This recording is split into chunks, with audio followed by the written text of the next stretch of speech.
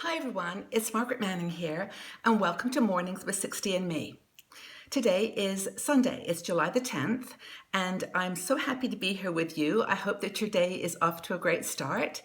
It's a beautiful day here, and I've decided I'm going to go down by the lake today and take a book and do some reading and writing and just try to unwind a little bit, relax, and I hope that you've got something fun planned as well with your family, your friends, or just being by yourself, enjoying a lovely day.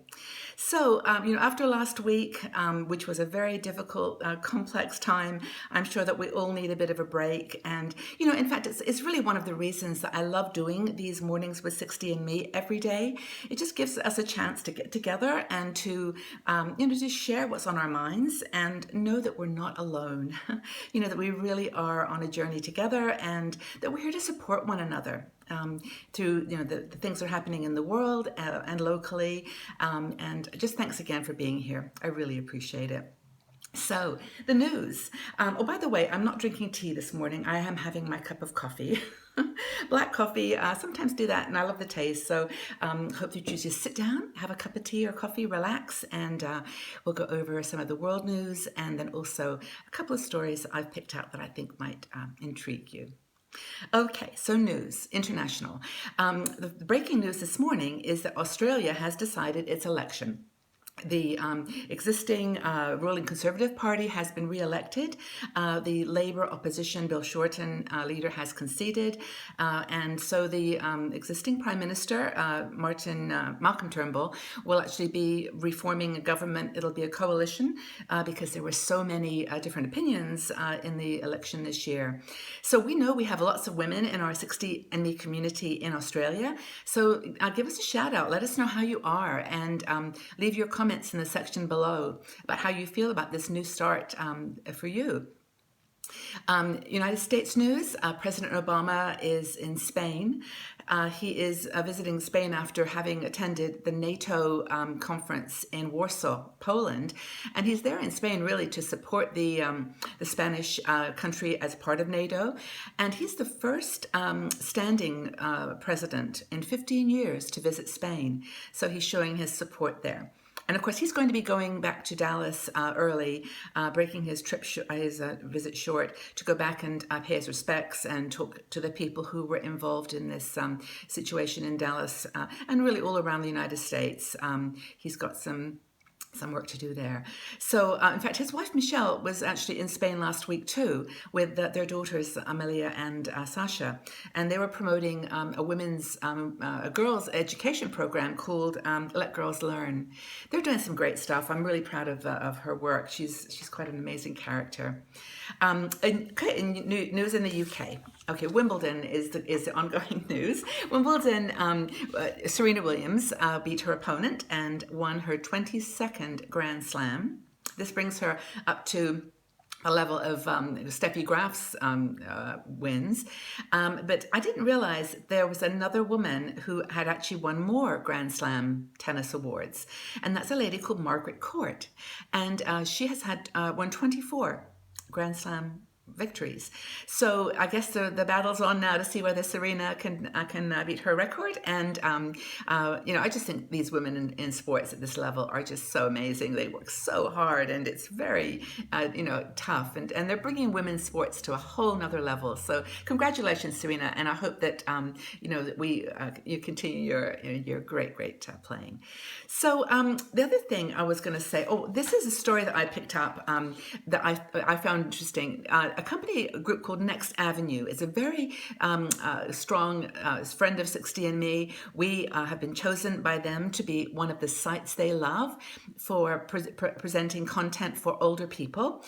They write about everything from retirement, travel, health and well-being, to just all kinds of issues related to aging. And so I think that the series that they've just recently done on the future of aging is particularly interesting to our community. What they talk about is how generations are working together more than ever before now. There's sometimes misconceptions that the old and young generations are working against each other, but they're really presenting the case that in order to have a society that is, kind of holistic and approaches problems from all kinds of angles, we need older and younger people to be working together. And working together in business, working together in communities, and they really give some great examples. I live this every day of my life, and my partners in 60Me are family, and we work together, really well, and the generations support each other rather than than working against. So it's a very positive thing. Also, a lot of grandparents are raising their children or their grandchildren, and or they're working closely with them to share their wisdom, and not just grandchildren, but it could be as aunts to nephews and nieces. People just older people just sharing their experience and and providing education, mentoring, volunteering support. It's really remarkable what's going on. And this Next Avenue series of the aging process, new look at aging, has I think 5 or 6 different articles on different themes. So I'll leave the website address for you to take a look at. It's really very encouraging and positive. Actually, I wanted to finish. There was a quote that Erik Erikson is attributed to Erik Erikson in this article, and I think it's really powerful. It's simply that I am what survives of me. And I think that as older women, we think all the time about our the legacy that we leave and about the things that we contribute to the world. But really, what survives us is what we are remembered for. So our children, our communities, our neighborhoods, and our country. So that's one thing. Now, the other thing, the next story, I'm not even sure if this is really a good news story or just a very silly story. It took place in the UK, in England, and there's a city there called Hull.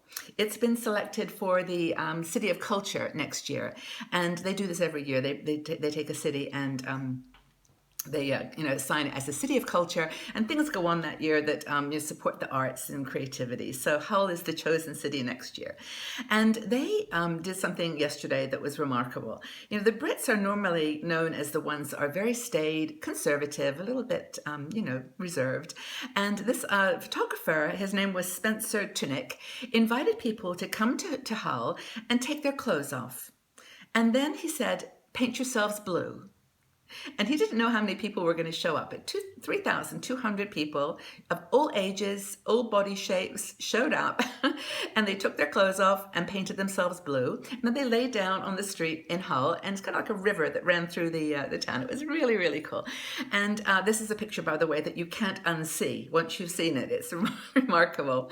But anyway, what was wonderful, he was interviewed afterwards and said, it was just great to see people of all ages in wheelchairs, people just with all kinds of, I said, body shapes and sizes, and just coming together to do something positive for their community. And so anyway, he took this picture, and people were interviewed and said it was the most liberating thing that they'd ever done. It was just fantastic, and they we're really, really pleased with having participated.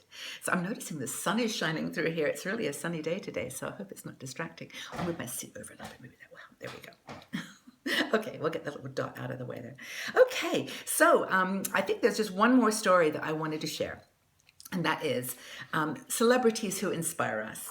We actually have written a couple of articles this last week on 60Me about 2 celebrities that I super admire and things they have done to strengthen us and to challenge aging stereotypes. The first one is Judi Dench. Now, Judi, of course, is 81 years old. And she had a tattoo put on her wrist, and it said "Carte Diem," which means "seize the day." And of course, this is a fabulous message. I agree totally, Judi. And she really did what she wanted with her life. Not everyone agrees with tattoos, but she wanted to do it, and she did it. And I think that kind of attitude to owning yourself, taking responsibility for who you are and celebrating your own life is wonderful. The other person is Helen Mirren. Now, Helen is 70 years old. And she did something incredible. L'Oreal, the beauty company, asked her if she would do a ad for them, and she said, "Yes, I'll do this ad for your beauty product, but I do not want to be airbrushed. Do not airbrush my face. Don't touch up my picture." And congratulations to L'Oreal that they actually did this. They didn't airbrush her picture, and they published the ad, and she looks fabulous. I mean, it's not that the look is her energy, it's her passion. She is dynamic, she is sensual, she is honest. You have to watch the ad. It's really sweet and very, very cool. And of course, she stood by what she believed in. She said, "I am who I am. I look like I look, and this is what I want to be." And so I think both of those women are super inspiring to us for what they believe in. And what's really great for me is that they're not just known for their the work they do in acting. They have great charities that they support. They are engaged in their communities, and they are genuinely talented women. So the praise and the recognition they get is very well deserved. And so I encourage you to take a look at those articles and see what you think. But anyway, my question for you today is this. If there was one aging stereotype that you would like to go away, what would it be? Just leave your comments in the section below and we can have a conversation. But for now, have a wonderful Sunday. I hope you have a great day, and we'll talk to you again tomorrow morning. Thanks everyone for being here. Bye-bye.